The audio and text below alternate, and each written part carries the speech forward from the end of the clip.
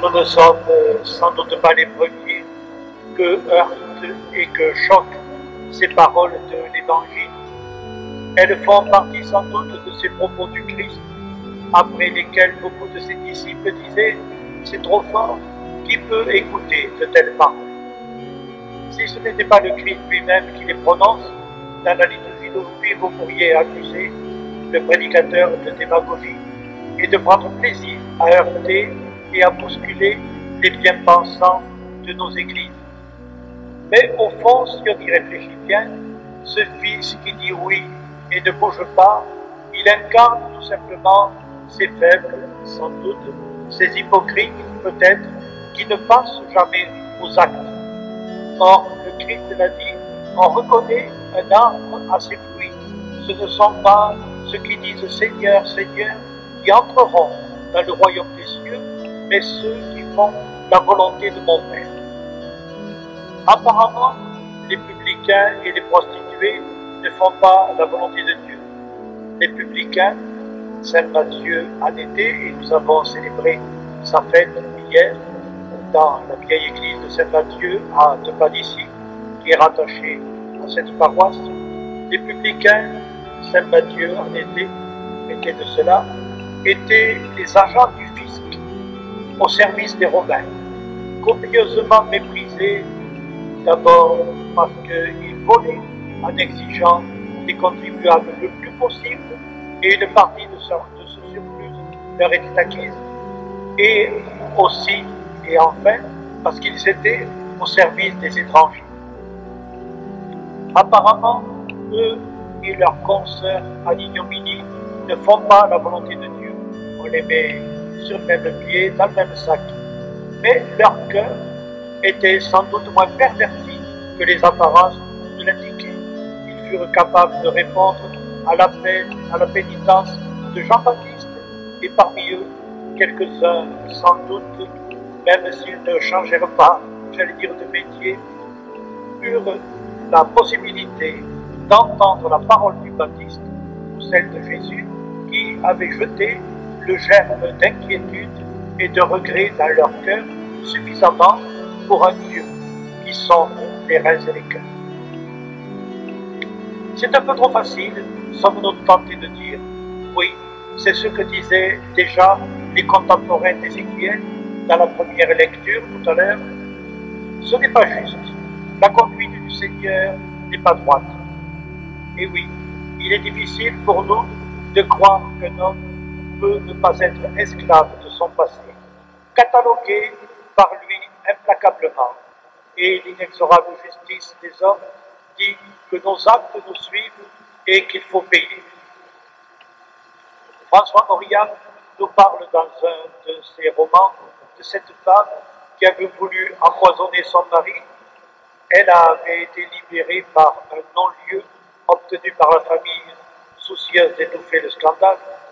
Elle est néanmoins marquée aux yeux du village et d'une certaine société. Elle est, nous dit le romancier, descendue dans la prison pire que le plus étroit des sépulcres, la prison de son acte. Et elle ne s'en évaderait jamais, enterrée vivante. On dit aussi parfois marquée au fer rouge. Mais pas pour Dieu. Quand bien même ton cœur te condamnerait, dit Saint Jean, Dieu est plus grand que ton cœur. Mais celui que Dieu ne peut pardonner, c'est le cœur endurci, celui qui ne mouille pas à la grâce, comme dit le poète, celui qui se croit juste, celui qui ne croit pas qu'il ait besoin de conversion.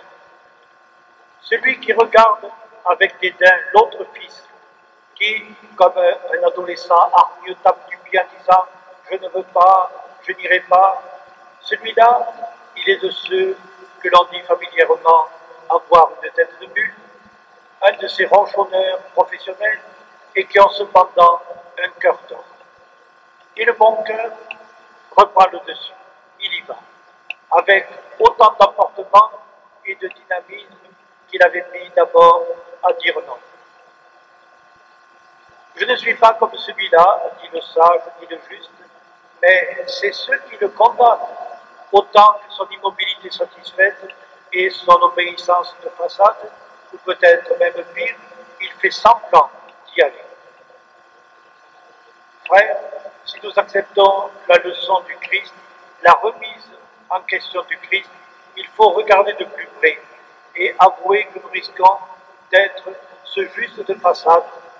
Cela nous oblige à une remise en question personnelle et collective.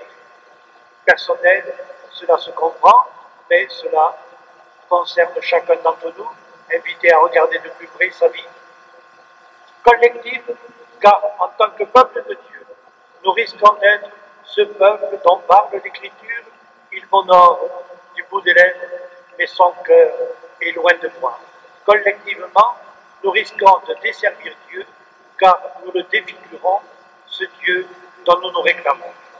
Vous savez que ces temps-ci, l'Église a reconnu que son passé n'avait pas toujours été, dans son attitude et dans ses gestes, irréprochable à l'égard de telle et telle catégorie d'hommes et de tels et tels événements de l'histoire, et avec beaucoup d'humilité, par la bouche de ses responsables, elle se reconnaît coupable et demande pardon.